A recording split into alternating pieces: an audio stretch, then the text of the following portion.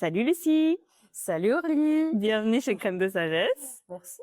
Alors du coup, on s'est prévu un petit truc bien sympa, c'est des ateliers cuisine qu'on va faire ensemble et animer chez toi d'ailleurs, à Mérode, ouais, je dis Oui, bien. dans le quartier Mérode, derrière le parvis cinquantenaire, dans une chouette maison qu'on a rénovée avec amour avec mon mari, Ouais, qui est en fait une ancienne fabrique de limonade. Donc en plus, ça s'y prête bien au niveau de carrément. l'énergétique aussi, parce que ça c'est une maison qui était remplie de citron et de bonnes odeurs. Et du coup, j'avais envie de qu'on puisse se retrouver et échanger un petit peu sur ton travail, sur ton projet et ce qui nous amène à travailler ensemble ici finalement. Est-ce que peut-être tu peux nous expliquer ton parcours en quelques mots En quelques mots, c'est toujours difficile parce que bon, j'ai 44 ans et donc j'ai déjà cheminé, quoi. Pas mal cheminé, baroudé. Mais donc, grosso modo, moi, je suis quelqu'un de très joyeux. Ouais. Et donc, aujourd'hui, j'ai vraiment envie d'aller vers le lien. Le lien, donc, avec différentes personnes. Et donc, en gros, moi, je suis journaliste à la base. Ouais. Donc, j'ai travaillé pendant un peu de 15 ans en tant que journaliste. Aujourd'hui, je n'écris plus, mais je donne des cours sur les travaux pratiques de journalisme à Saint-Louis, ce qui me permet de garder ma petite casquette quand même de journaliste par rapport à ça, et c'est très chouette. Mais donc moi, dans ma pratique journalistique, j'ai très vite décidé de m'orienter vers des sujets qui étaient liés euh, au bien-être au sens très large. Ouais, c'est ça. C'est-à-dire que moi, j'étais un peu précurseuse parce que en 2000, entre 2010 et 2015, quand je me suis vraiment spécialisée dans le bien-être, en fait, ça passait par l'écologie. Je me suis d'abord spécialisée dans l'écologie. Ok. C'est ce qui m'a appelée. C'est de mettre en lumière des gens qui étaient dans la transition écologique, qui étaient dans le caring du vivant, en fait. Et à l'époque, on n'était pas tellement encore sensibilisés à tout ça. Et donc, moi, c'était vraiment, j'aimais beaucoup rencontrer des gens et les mettre en lumière, que ce soit des entrepreneurs, des chefs aussi, hein, qui cuisinaient déjà à cette époque-là un peu végétal, un peu bio, un peu local. J'ai fait beaucoup les sujets food, hein, comme on dit, mais j'ai vraiment anglais sur le durable. Et puis le bien-être aussi, c'est venu naturellement. Moi, je faisais vraiment un lien entre le bien-être de la planète et le bien-être individuel et le bien-être ensemble. Ouais. Et donc, j'ai commencé à tester aussi beaucoup de choses pour se sentir bien, travailler le psycho-corporel. J'ai fait beaucoup d'articles que j'ai testés pour vous. Mais ci ou ça, voilà. Et je me suis forcément intéressée aussi au massage. Et donc, je le précise parce que c'est quelque chose que je fais beaucoup aujourd'hui. Maintenant, je suis moi-même massothérapeute. Ouais. Et alors, j'ai été toujours passionnée par la cuisine. Et ça, c'est depuis que je suis toute petite. J'ai baigné dedans de plusieurs manières quand j'étais petite. Et petit à petit, la cuisine végétale, bien sûr, parce que je suis sensible à l'environnement et au reste du vivant. Je ne suis pas végétarienne, mais j'ai envie dans ma pratique de donner envie aux gens d'intégrer plus de légumes encore qu'ils ne le font dans leur... Rejoins vraiment, quoi. Il y a ça aussi qui est de pas être dans un dogme déterminé, strict, d'une alimentation un peu trop carrée. On est toujours quand même dans quelque chose du plaisir et de la liberté quand même de consommer, mais de prendre une certaine conscience de l'apport du végétal et de ce que ça a comme lien en nous, quoi. Oui, Mmh. complètement. Ouais. Et donc, pour la petite histoire, moi j'ai un grand-père qui était restaurateur, qui avait plusieurs restaurants à Bruxelles. Il était dans la gastronomie classique, bonne vivante, brasserie, Ouais. mais bon produit et choses bien faites. Enfin voilà, c'était Nadali, mais j'adorais On adore, ouais. quand j'allais dormir chez mes grands-parents, ce qui arrivait régulièrement, et que je commandais un petit plat, et j'avais les serveurs qui montaient en haut dans l'appartement et ils me donnaient mon assiette. Et voilà, ces odeurs, ces goûts, tout ça était fort initié dès ma petite enfance. Et puis j'avais mon autre grand-père de l'autre côté qui avait un magasin de produits fins, place Sainte-Catherine. Et c'était fait pour s'entendre. Il était fait pour s'entendre. Bah oui, parce que l'un était devenu fournisseur de l'autre d'ailleurs.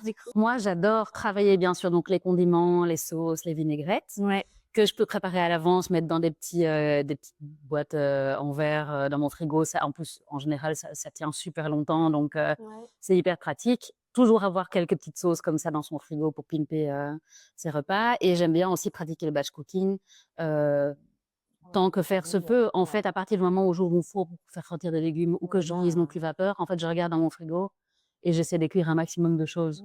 Et après, je mets dans des petites boîtes dans mon frigo aussi. Et ça permet de sortir facilement les 2, 3 jours qui suivent des légumes. Parce que ça aussi, c'est vrai que quand on a faim, on va se jeter facilement sur des Tu vas au trucs. plus simple, hein. Tu vas au plus simple et au plus comfort food alors que si tu as un truc qui est tout prêt, tu peux vraiment déjà prendre plaisir à le consommer comme ça, hein. Parce que c'est vrai que souvent le légume demande un petit peu de temps. Ouais, mais tu nous partageras tous tes trucs et astuces pour les ateliers.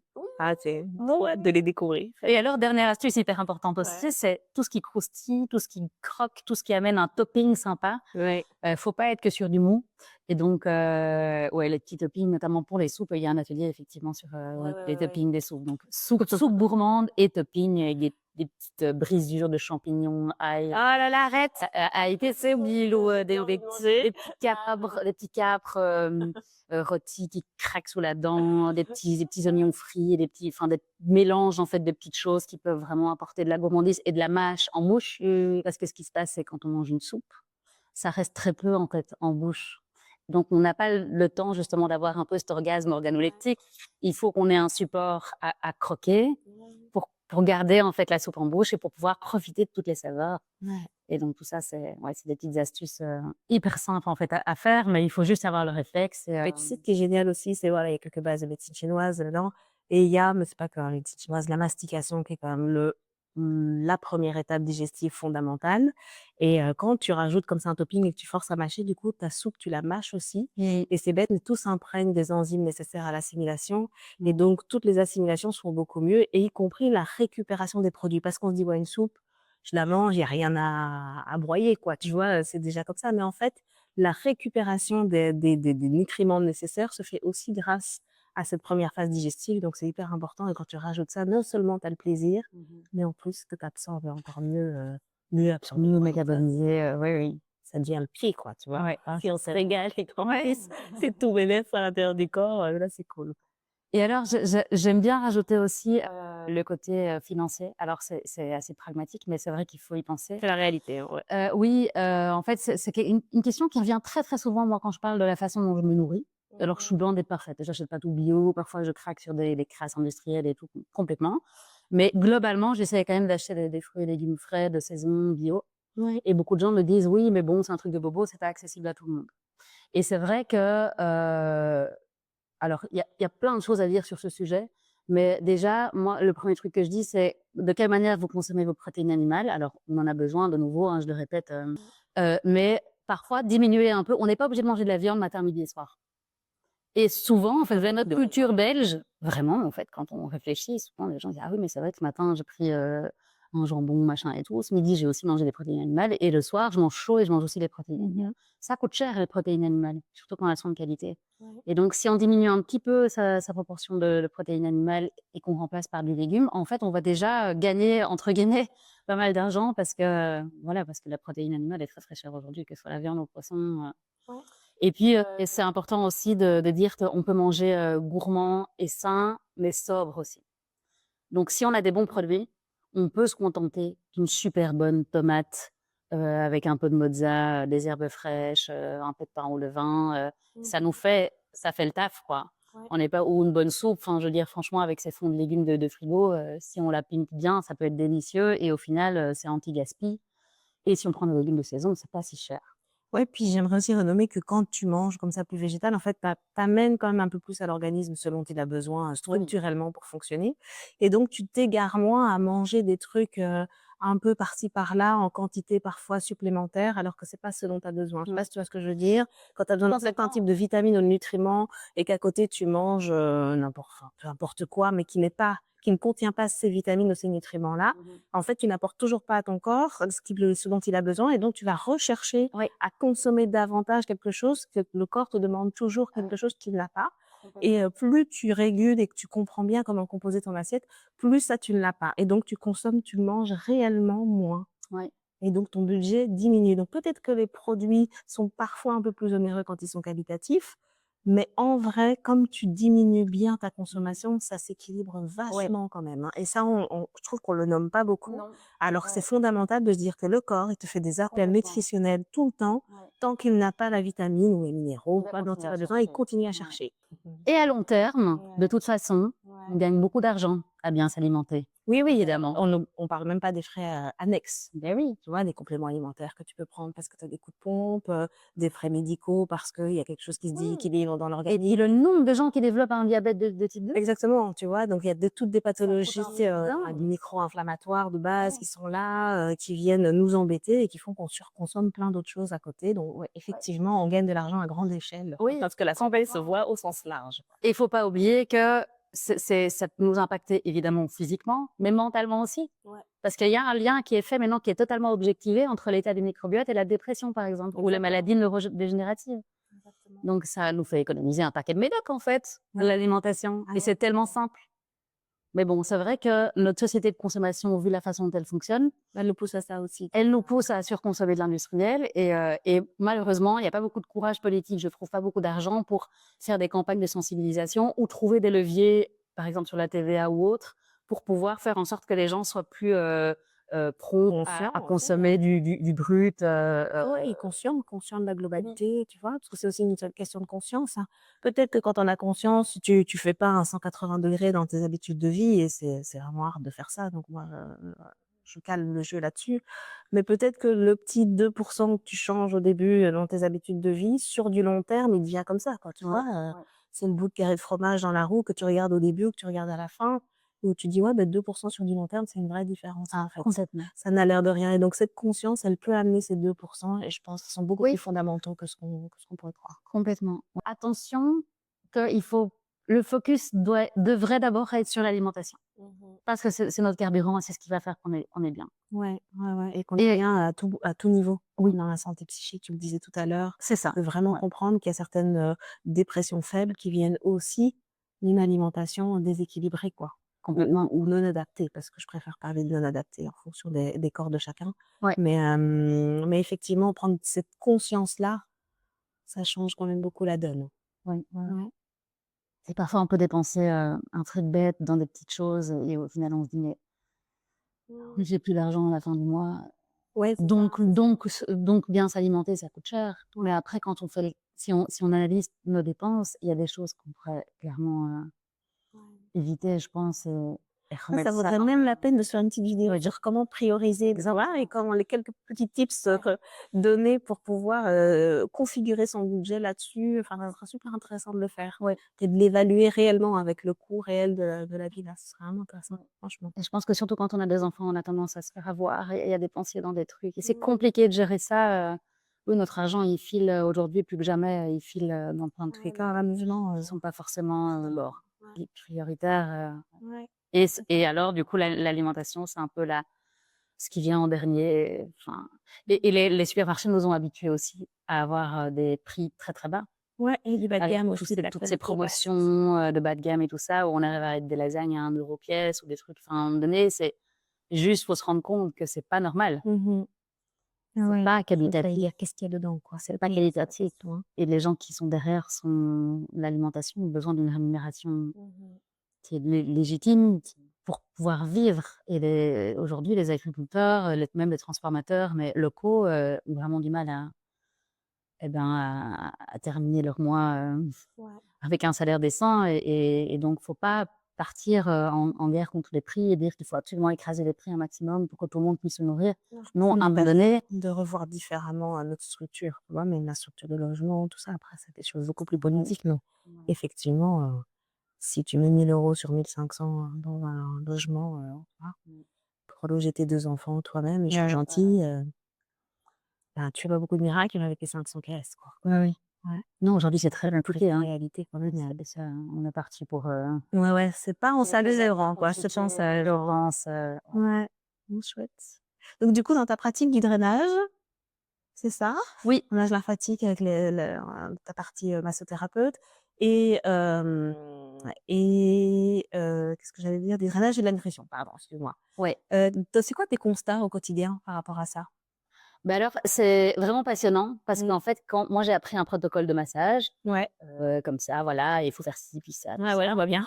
Le seigneur qui est là, il dit, bon, ok, donc moi c'est la méthode Renata Franca, mais c'est pas la formation officielle, mais donc c'est façon Renata Franca. Et c'est un truc un peu à la mode depuis quelques années. Moi, j'ai choisi le drainage lymphatique parce que j'en avais besoin, moi. J'ai vraiment voilà, un système lymphatique qui est un peu lent et qui est pas top. Au niveau circulatoire aussi, c'est pas top.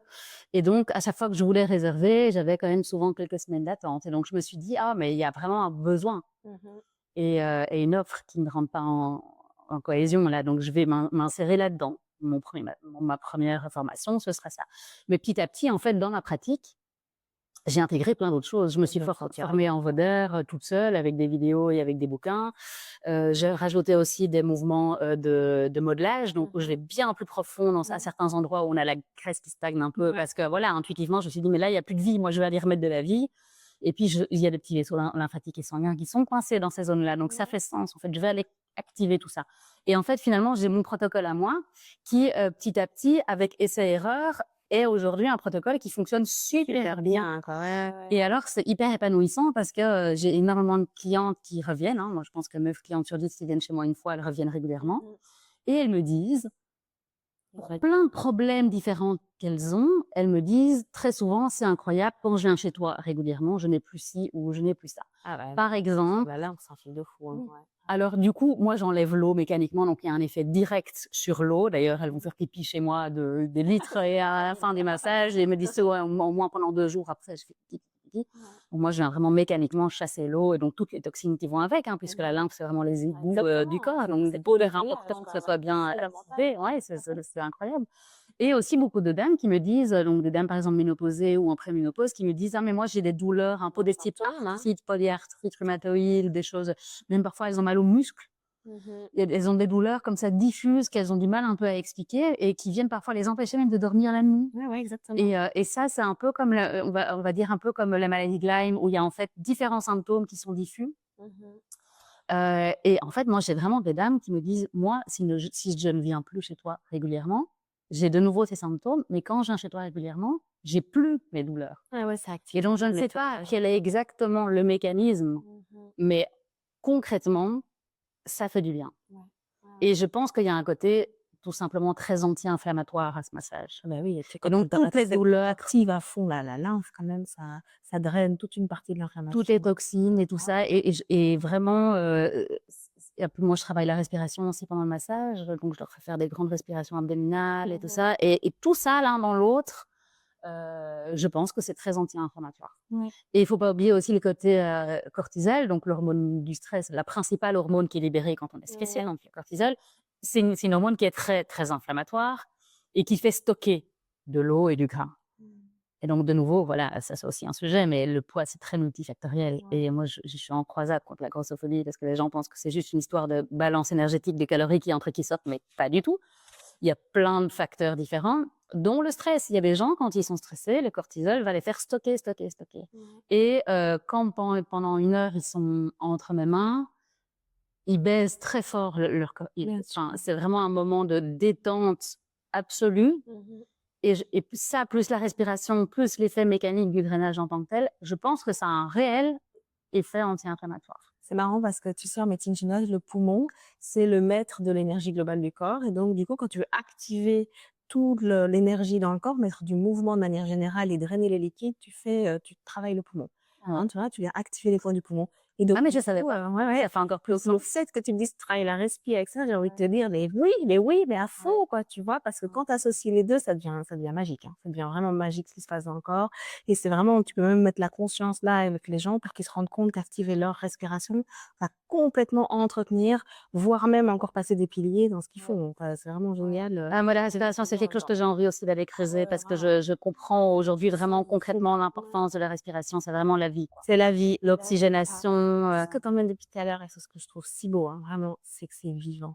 Tu vois, tu veux que ça revive, tu veux que tu veux comprendre, en comprenant, tu le fais dans cette manière vraiment de vibration du tissu de vie, quoi, vraiment.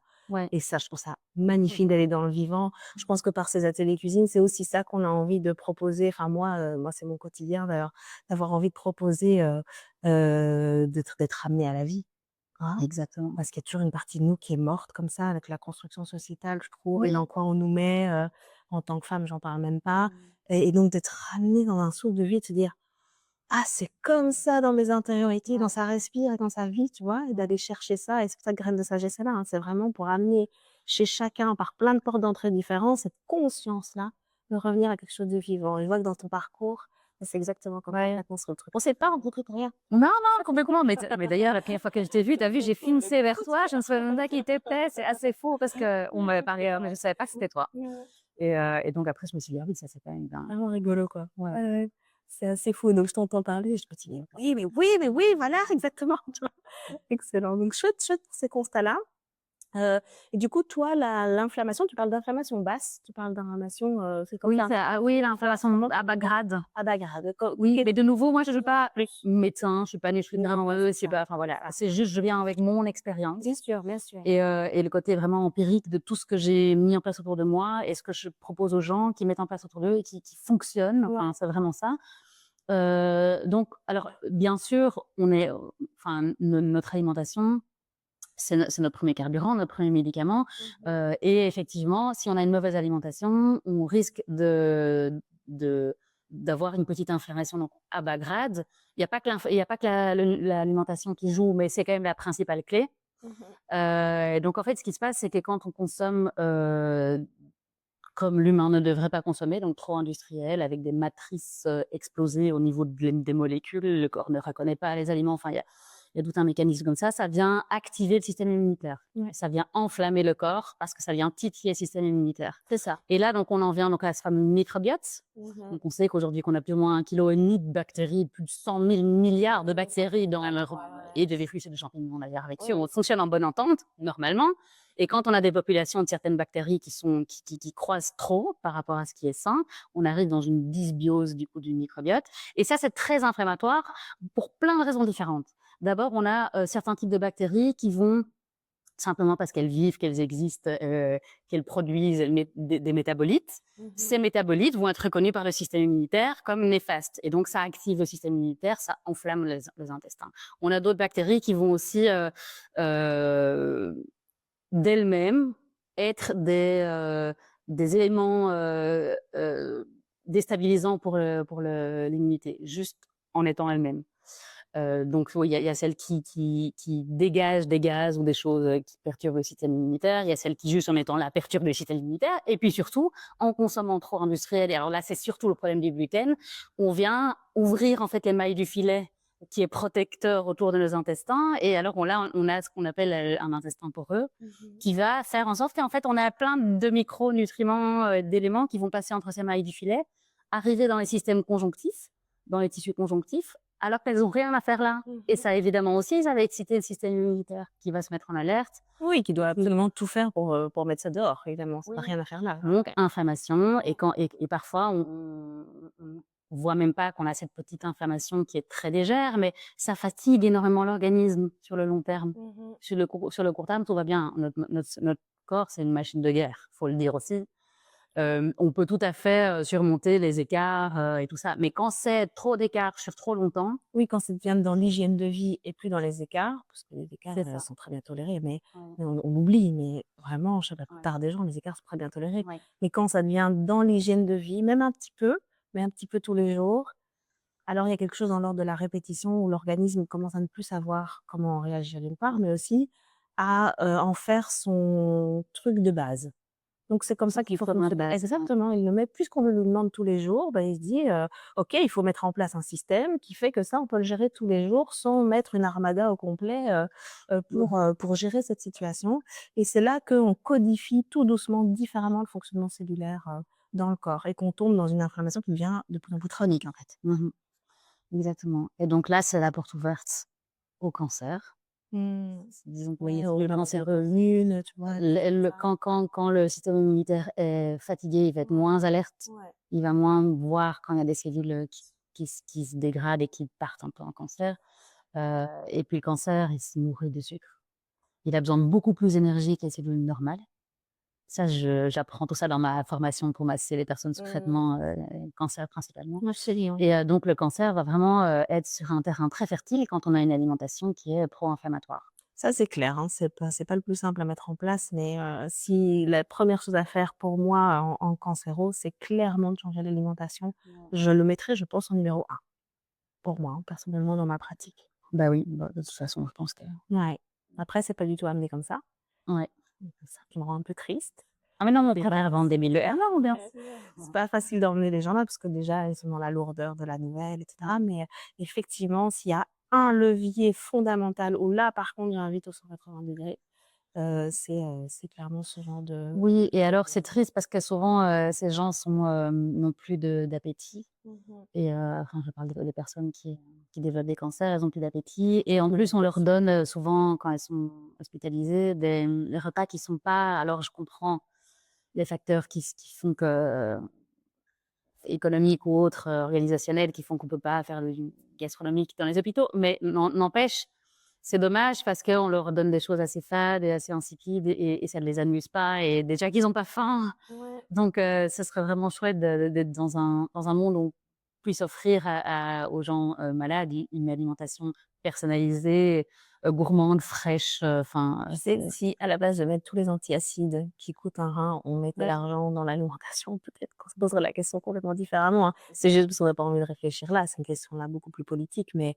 c'est une fausse question, une Ouais. fausse question. C'est par, accord et arrangement, c'est du business, hein, d'abord et avant toute chose, avant la santé, hein. Si tu vas faire un séjour à l'hôpital et que tu vois ce qu'on te met dans l'assiette, tu te dis: «Waouh, la petite cracotte là», tu vois? Où tu as pas envie d'aller regarder la liste des ingrédients, la tranche de fromage, tu te demandes si c'est du fromage. Et la purée, c'est de la purée en poudre à mon avis ou des choses, OK, c'est avec ça que je vais me retaper vraiment, c'est quoi. ça, ouais. Voilà, donc ça c'est tout un autre sujet, mais effectivement, on pourrait faire différemment. Oui, je pense qu'on aurait des résultats bien moins. Mais déjà mettre ça en conscience et de le faire quand tout va bien, c'est déjà pas mal. Ah bien sûr. Après, il y a des petits signes aussi, il y a des petits symptômes, tu vois? Ce que toi, tu as déjà remarqué dans ta pratique, qui signent un peu l'inflammation, tu vois? Des ballonnements, des choses comme ça, où on peut déjà se dire: «Oh tiens, l'organisme réagit un peu, on gonfle un petit peu, on a de la fatigue», Oui, ça se voit fort au niveau du visage, tu moi, je vois? trouve. Ouais. En tout cas, chez moi, enfin, mais même les personnes que je croise dans mon cabinet ou autres, je vois assez rapidement s'ils sont en inflammation, Ouais. de bas grade, quasi tout le monde, hein, mais après, voilà, il y a Il y a différents différents niveaux. niveaux, ouais. Mais je trouve que ça se voit fort, en fait, dans le visage un peu bouffi, les yeux un peu rouges, les cernes, enfin, le teint un petit peu plus gris que d'habitude. Enfin, tout ça, ça doit alerter sur le fait que là, il faut remettre de la vie, quoi. Ouais, Il tout à faut fait. remettre des bonnes vitamines, des bons nutriments, de l'oxygène, marcher dans la forêt, Ouais. manger du vert. Alors moi, je sais pas si toi tu as déjà eu ça, mais moi depuis assez longtemps, j'ai détecté que j'avais mon intestin qui avait des espèces de micro-orgasmes parfois. Mmh. C'est assez fou. Donc quand je mange un truc et en général, c'est avec le vert, Mmh. donc la chlorophylle. Si je mange, un mélange d'herbes fraîches, de petits légumes rôtis verts, de brocolis, machin, enfin un truc vraiment voilà, un quart d'heure après avoir commencé à manger, j'ai des espèces d'orgasme et je sens vraiment que ça vient de mon ventre et ça va dans mon cerveau et que là je fais: «Oh! Oh putain!» Là, j'ai mon intestin qui est en train de dire: «Oui, c'est ça que j'en ai besoin» et vraiment, au plus on mange sain et au plus, si on se connecte un peu à ses ressentis, on peut ressentir ça. Donc moi, vraiment, j'invite tout le monde à essayer. Alors surtout aller sur du zère. Ouais. C'est un truc gourmand évidemment, puisqu'il faut quand même prendre du plaisir, mais et écoutez votre intestin, ce qui va vous dire allez, on va dire 10 minutes après avoir commencé à manger. Mmh. Il y a vraiment un truc qui se passe. Il y a vraiment et l'intestin, il nous parle et on le sait aujourd'hui qu'il nous Ouais, parle puisqu'il ouais, est bourré de neurones. Il y a plus de neurones dans l'intestin que ouais. dans le cerveau et donc il nous parle, mais on a oublié de l'écouter ces derniers siècles à mon Mmh. avis. Mais si on l'écoute vraiment, il nous dit quand il est content.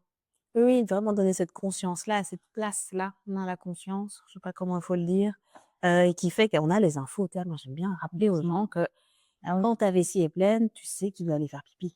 Tu vois? C'est pas un truc miraculeux. C'est juste que tu as écouté ta vessie qui te dit: «Ben, je suis Ouais. pleine, il est peut-être temps de vidanger», tu vois? Mmh.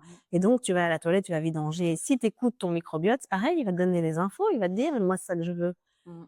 Fais un jeûne une fois, juste 24 heures, juste une journée, voilà, et puis va dans le magasin. Franchement, je te promets que les sneakers, les machins, tu les voudras même pas. Non.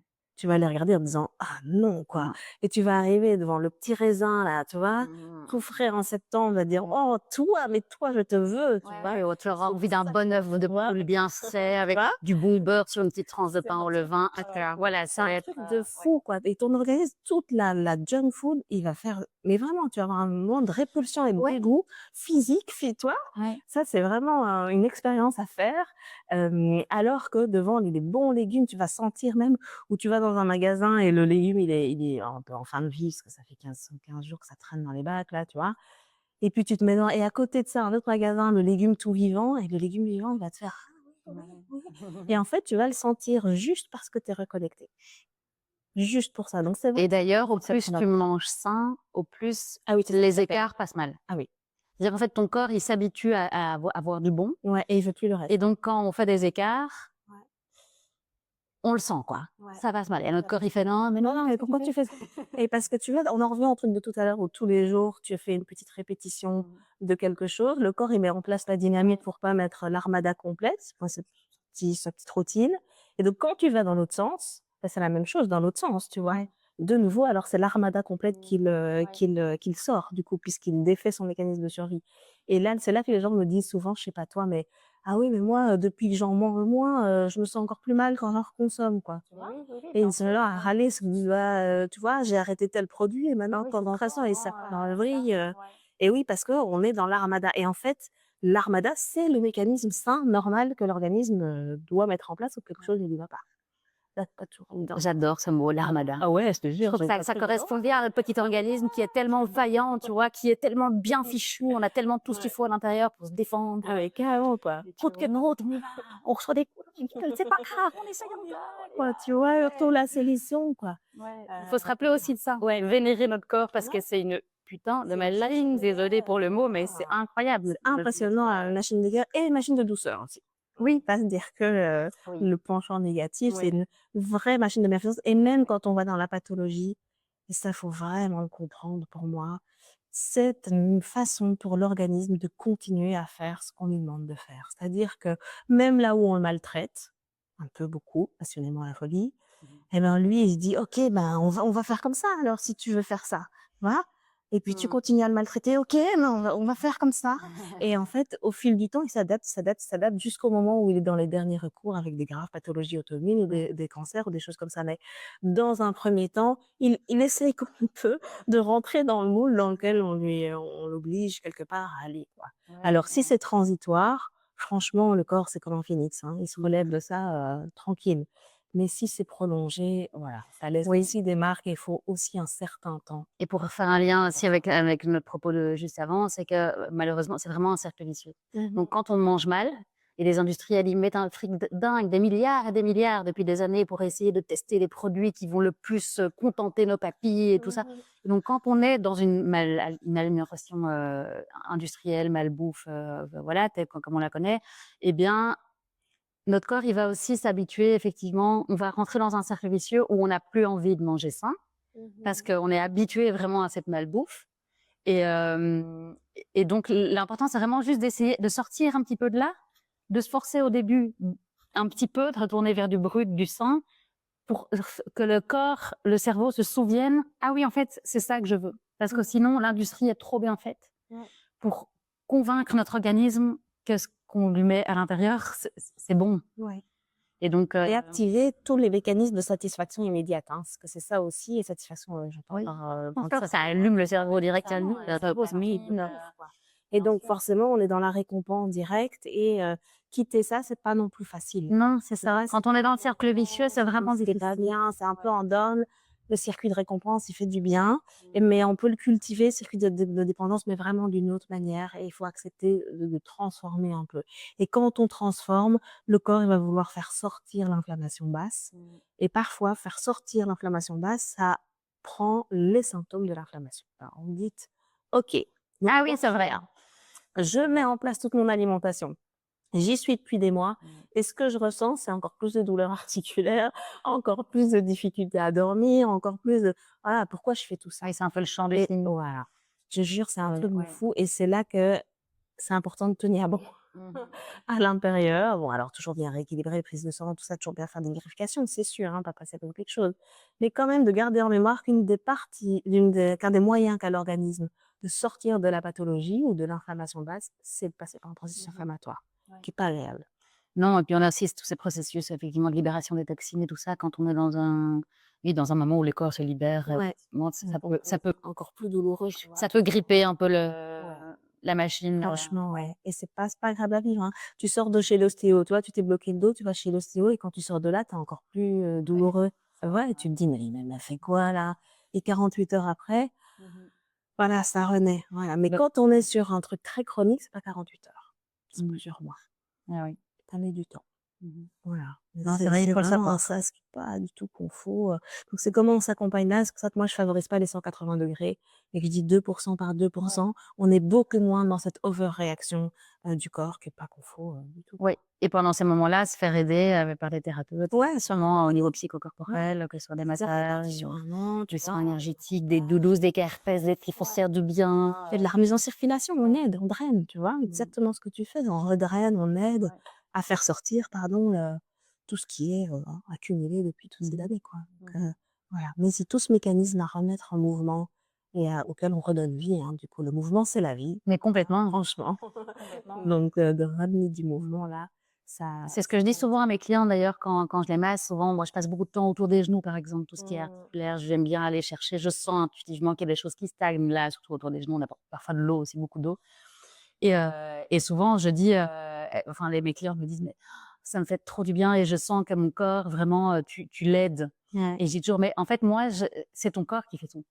C'est-à-dire que moi, l'intuition que j'ai, c'est que je vais venir mettre du mouvement là où il y a de la stagnation. Oui, ton corps, il répond. Mais ton corps, il est tout le temps en train de refaire les puzzles pour arriver en homéostasie, c'est-à-dire vraiment en Équilibre, bien-être, quoi. en équilibre. Et donc, moi, je lui Mmh. impulse juste du mouvement. Ouais. Et lui, du coup, ça lui permet de remettre des pièces du puzzle différemment Ouais. et de trouver une solution et d'être actif dans le fait de trouver une solution. Parce qu'effectivement, le mouvement, c'est la vie. Il n'y Ouais. a rien de pire que de rester dans une stagnation. Et même si parfois c'est douloureux de devoir être dans l'action, il Mmh. faut passer par là. Parce qu'il n'y a rien de pire que de rester. Et c'est comme ça pour le psychologique aussi. Ouais, mais c'est pareil, C'est, hein. Là, finalement, on est c'est dissociés, essayer des choses. c'est la même Essayer chose. des choses. On parle de la Être dans le mouvement. ouais, carrément, carrément. Le mouvement, c'est la vie, on le Complètement. remet à tous les étages et parfois vraiment avec beaucoup de douceur, on peut faire des transformations très fortes un pas après l'autre, quoi. Donc en tout cas, c'est ce qu'on essaye d'initier, je pense, dans nos pratiques, Mm. un peu comme on peut. OK, on a parlé de pas mal de choses. J'ai l'impression qu'on a un peu tout parcouru, de ce que j'avais envie de te demander. Est-ce que peut-être tu peux nous dire comment dans tes ateliers, tu peux rendre un peu l'alimentation funky justement? Tu vois? On en a un peu parlé tout à l'heure, hein, mais comment tu peux faire pour qu'on ait envie d'aller à la régalade dans le végétal, voilà. Alors dans mes ateliers, mais déjà moi j'adore, enfin, l'endroit est important. Mmh Donc moi mh. j'ai ces super endroits, donc ce gîte, à Mérode. Ouais. Heu, relier les gens entre eux, créer une bonne atmosphère, parce que c'est très important de faire ensemble. C'est quelque chose qu'on a un peu perdu aussi, puisqu'on vit plus en communauté, plus beaucoup dans nos Ouais, sociétés. On vit dans complètement. des petites cellules familiales, uniques mais en fait, faire ensemble, c'est quelque chose qui est très humain et qu'on a besoin. Et quand on s'imagine cette image de village dans les campagnes, de vie dans les villages, pardon, ou que ce soit chez nous il y a quelques siècles, ou que ce soit dans les pays, un peu moins, je ne vais pas dire un peu moins développés parce que je n'aime pas du tout ce terme, mais où les gens vivent un peu plus comme, voilà, comme chez nous il y a quelques siècles, les gens cuisinent ensemble. Mmh mh. Ils sont autour du feu, ils cuisinent ensemble, et ça, moi, je trouve que c'est hyper important, en fait, cette espèce de rituel de faire ensemble. Ouais. Je trouve que ça apporte vraiment un plus. Et donc déjà, de ce côté-là, c'est funky parce que ça se passe toujours bien. Finalement, il y a toujours 2-3 personnes qui rigolent, qui mettent de l'ambiance et on se raconte un peu nos vies. Puis, enfin, voilà, l'air de rien, bah oui, on rigole parce qu'on fait des erreurs, on sait pas comment ça Mmh. marche. Les gens disent: «Ah mais moi, je fais ça comme ça, tu vois pas? Moi, je vais te montrer» et en fait, on échange et déjà ça, c'est super Faut chouette. vraiment mettre la main à la pâte, quoi, déjà. Oui, Ouais. oui, c'est juste ça. Après le côté funky, bah oui, j'essaie de trouver des recettes un peu originales. Ouais. C'est clair que et avec des épices que je vais en général sourcer chez des gens qui sont des passionnés des Ouais. bons produits et qui sourcent bien leurs épices. Ça, les épices et les condiments, c'est vraiment important d'avoir de la bonne qualité, où il y a vraiment, de la profondeur dans le goût, du relief dans le goût, Mmh. parce que ça va c'est la clé, hein, comme on disait tout à l'heure, pimper ses légumes et Ouais. son végétal avec, bah, des condiments ou des épices, c'est vraiment la clé donc moi, j'essaie de sourcer des petites épices vraiment originales, des petits paprikas fumés, qui viennent, d'Europe, hein, donc là, en l'occurrence, j'ai une paprika fumé qui vient de Bulgarie, Mmh mh. des curcumas, spécifiques, des currys très spécifiques, de l'ail noir en poudre, des petits copeaux d'oignons. Là, j'ai trouvé des petits copeaux d'oignons, bio, j'ai pas encore testé, mais voilà, mais j'adore tester des nouvelles choses pour rendre les choses ludiques, amusantes et on aime bien la nouveauté en tant qu'être humain. On aime bien, s'aventurer au niveau goût. Il y a encore tellement de choses qu'on peut, Puis quand tes papilles vont, vers un nouveau terrain, c'est toujours, un moment particulier parce que bon, à l'enfance, tu as que ça du nouveau, mais ouais, à l'âge adulte, tu en as un peu moins ouais. et c'est vrai que de pouvoir s'émerveiller avec des associations aussi, je suppose que tu es dans des associations, Oui, qui bien peuvent sûr. parfois être hyper Oui, surprenantes, oui ouais. et alors, il y a quelque chose qui m'avait marqué il y a quelques années, donc maintenant j'ai vraiment conscience de ça aussi, donc j'aimerais bien aussi partager, cette info. C'est que donc moi j'ai fait une formation aussi en cuisine végétale et politique. Ouais. Et donc avec une ASBL bruxelloise qui est géniale, qui s'appelle Rencontre des continents. Je fais une petite Ah propos. ouais. Mais j'ai travaillé avec eux. Voilà Ouais. et ça m'a vraiment éveillée à des questions que, voilà, j'étais déjà vachement éveillée en tant que journaliste, mais là, quand même, concrètement, on a eu, par exemple, une fois, un atelier sur les graines, donc tout ce qui est, légumineuses, Ouais. graines et céréales OK. et bêtement, on avait un petit, atelier super ludique. Elles avaient mis en petits sachets une cinquantaine de graines légumineuses et donc il y a les graines, les légumineuses et les céréales. Il y en avait 50 et il fallait juste mettre toutes les céréales ensemble, toutes les légumineuses ensemble, les graines ensemble. Bah, moi qui consomme quand même beaucoup ce genre de choses, j'étais là: «Qu'est-ce que c'est que ça? Et qu'est-ce que c'est que ça? Et est-ce que c'est une graine, une légumineuse? Je ne sais pas. Est-ce que c'est une céréale ce truc? C'est quoi?» Et alors c'était vraiment rigolo. Mais au final, l'idée, c'est quoi? C'est évidemment de se rendre compte de la diversité Ouais, ouais, ouais. de tout ça, toutes ces choses qui sont des vrais, trésors pour l'organisme et on va toujours finalement vers les mêmes trucs, mais en fait, chez nous, Ah oui, il y a un il y a trésor, des ressources c'est vivants. incroyable le nombre de légumineuses, le nombre Moi, de avec eux, j'avais fait des pop-corn de toutes sortes. On a fait des pop-corn d'amarante, tu vois? Tu es à un moment donné, mais oui, ah, je peux faire du pop-corn avec plein d'autres choses que du maïs, en fait, je savais pas. Mais ça, c'est ouais. hyper gai, d'aller là-dedans, ouais. Ouais et il faut pas se faire l'économie de tester des recettes chez C'est soi incroyable. et des choses parce que, bah, c'est comme ça qu'on trouve des super recettes, hein, Ouais, ouais, ouais. C'est gai, en tout cas. donc voilà, là, ça il y a aussi un côté super ludique de trouver, Ouais. voilà des petites choses particulières qu'on peut trouver facilement chez nous, mais qu'on n'a pas l'habitude d'utiliser. Je pense que ça, c'est important, voilà. On a plein de choses et les gens pensent souvent que le végétal, c'est pas très varié, mais en fait, on a vraiment plein de choses. Même chez nous, même en hiver, il y a quand même beaucoup de choses, en fruits et légumes Ouais. et puis on peut partir sur tout ce qui est lacto-fermenté, les bocaux, donc au final, Bien vivant aussi. oui, En tout cas, quand je t'entends, ce que je trouve agréable, c'est que c'est quand même bien loin des injonctions qu'on peut entendre, classiquement sur l'alimentation. Il y a plutôt une prise de conscience des choses, quelque chose de ludique, quelque chose d'avoir du plaisir, du goût et de comment on peut se réconcilier avec ça si jamais à un moment donné on a fait, il y a eu une scission.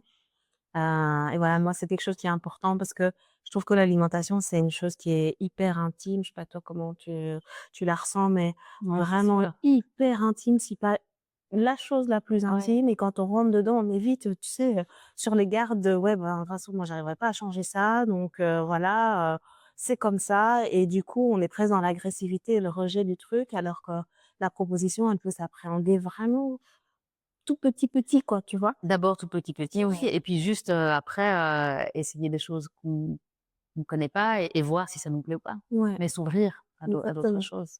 Et de bien se dire que dans les ateliers, on a vraiment conscience de cette intimité-là aussi et que Mmh. le but, c'est pas de mettre, la personne en difficulté, par rapport à la proposition, mais au contraire de faire circuler, quoi. C'est C'est toucher à une un structure, à un patrimoine, à un fonctionnement sociétal, à une à des identité culturelle, à souvenirs, des ouais, souvenirs, une enculturation tu familiale vois? Ouais, aussi très vraiment, hein. forte. Donc on a vraiment bien conscience de ça et loin de nous l'idée d'aller, les 2 pieds dedans, bousculer tout ça, mais juste d'éveiller et d'accepter, de s'autoriser à transformer un peu ça. Oui, Mmh. exactement. C'est super. On n'est pas là pour dire aux gens ce qu'ils doivent faire, on est là juste pour Non. passer des bons moments et inspirer éventuellement un petit Ouais. changement ou, Les propositions, quoi. oui. Dans les 2 sens d'ailleurs, comme tu disais, quand les gens viennent avec des propositions, on teste, quoi. Ouais. Ouais. Donc voilà qui conclut notre interview, sauf si tu avais encore d'autres petites choses que Ah oui, il y a beaucoup de choses qui me sont venues et que je ouais. n'ai pas pu dire, mais Ouais. on fera ça une prochaine fois. Ouais, par contre, on aura l'occasion de faire d'autres échanges, peut-être même sur des sujets encore plus ciblés. Oui. Là, ça s'est déjà brassé en nous partageant, je pense 1000 trucs hyper intéressants, enfin, de ma part.